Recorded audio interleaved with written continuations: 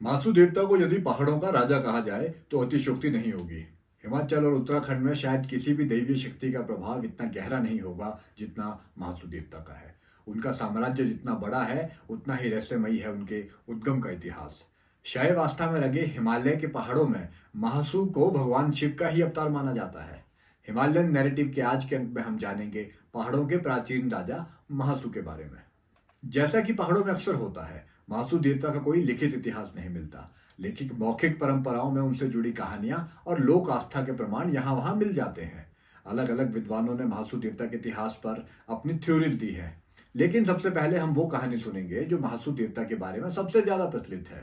ये कहानी है चक्रपुर नामक प्राचीन नगर की, जो कि बसा हुआ था तमस नदी के किनारे। आज उस चक्रपुर नगर को हनोल के नाम से जाना जाता है और तमस नदी आज टॉस नदी के नाम से प्रसिद्ध है।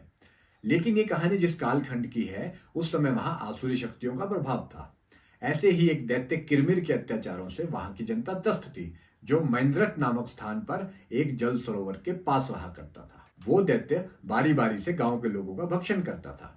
उसी गांव में हूणा भाट नाम का एक ब्राह्मण व्यक्ति रहता था, जिसके 6 पुत्रों को किरमिर दानव अपना आहार बना चुका था। अब उसका एक ही पुत्र बचा था, जिसका नाम सुनाक था, और वो भी उस दानव का आहार बनने वाला था। उसी सुनाक को बचाने के लिए हुणा भाट कश्मीर गए और वहां मासू महाराज के दरबार में पहुंचे।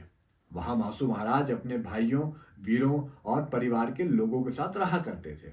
हुणा भाट ने मासू महाराज के सामने प्रार्थना रखी कि उस दैत्य के अत्याचारों से उन्हें मुक्ति मिलाई जाए।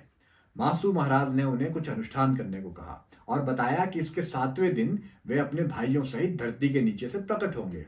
हुणा भाट सभी देवताओं का आशीर्वाद लेकर अपने घर लौट आए और विधिवत अनुष्ठान करने लगे। लेकिन उस दानव के अत्याचारों से विचलित होकर उन्होंने एक दिन पहले यानी 6ठे ही दिन हल चलाने का निश्चय किया। जब हुणा भाट अपने खेत में हल चला रहे थे तो भूमि में से मासू देवता अपने भाइयों के साथ प्रकट हुए। लेकिन समय से पहले हल चलाने के कारण बाशिक महाराज की आंख में, भोटा महाराज के घुटने में और पवासी महाराज के कान में चोट लग गई। अंत में चालदा महाराज जमीन से सकुशल प्रकट हुए। उनकी माता देवलाड़ी और सभी वीर भी धरती से प्रकट हुए। सभी देवताओं ने भीषण युद्ध के पश्चात किरमिर नामक अत्याचारी दानव का वध किया। उसके बाद उन देवताओं ने आसपास की दूसरी आसुरी शक्तियों को भी परास्त किया। उसके बाद सभी देवताओं ने अपने अपने लिए राज्य का विभाजन किया। मैंद्रक नामक स्थान पर माता देवलाड़ी का निवास हुआ। चक्रपुर यानी हनोल नामक स्थान पर बोठा महाराज रहने लगे। बाशिक महाराज को बावर देवधार नामक स्थान मिला और पवासी देवता ने पाशीविल नामक स्थान पर रहना स्वीकार किया।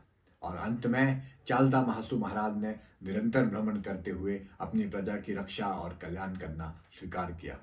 यही कारण है कि चालदा महासू की पालकी निरंतर अपने क्षेत्र का भ्रमण करती रहती है। उनके साथ उनके वजीर शेठ कुड़िया भी चलते हैं। लोक मान्यता के अनुसार इन्हीं 4 भाइयों को सामूहिक रूप से महासू कहा जाता है। लेकिन महासू देवता का एक और पक्ष भी है। कुछ विद्वान महासू देवता को प्राक वैदिक देवता मानते हैं, यानी वैदिक काल से पहले के आर्य लोग उनकी पूजा किया करते थे।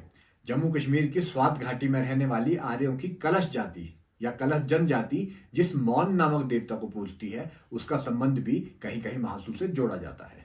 मासू देवता का इतिहास जितना रोचक है उतना ही प्रखर उनके प्रति लोगों की श्रद्धा है। विशेषकर चालदा महासू जो निरंतर प्रवास पर रहते हैं, उनके आने का इंतजार लोगों को जीवन भर रहता है। और जब वो किसी गांव या परगने में पहुंचते हैं तो लोग भव्य जश्न के साथ उनका स्वागत करते हैं। इसी से जुड़ी एक ऐतिहासिक घटना सन 2025 में होगी, जब चालदा मासू महाराज इतिहास में पहली बार टॉस नदी पार करके हिमाचल प्रदेश के शिलाई जनपद में स्थित पश्चिमी गांव में पहुंचेंगे। इसके अलावा हनोल नामक स्थान, जिसे प्राचीन काल में चक्रपुर के नाम से जाना जाता था, वहां बोठा मासू महाराज विराजमान है। उस स्थान का महत्व इतना है कि श्रद्धालु दूर दूर से वहां सर झुकाने पहुंचते हैं, और यही कारण है कि हनोल तीर्थ को उत्तराखंड का 5वां धाम भी माना जाता है।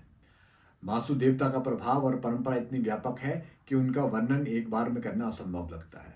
हिमाचल और उत्तराखंड के एक बड़े हिस्से के लोगों का जीवन प्रत्यक्ष या परोक्ष रूप से उनसे जुड़ा है। भविष्य में हम प्रयास करेंगे कि मासू महाराज से जुड़ी कुछ और बातें आपके सामने लाते रहें। हमारे चैनल हिमालयन नैरेटिव को लाइक करें, शेयर करें और कमेंट्स करके अपने सुझाव भी दें। तब तक देखते रहिए हिमालयन नैरेटिव।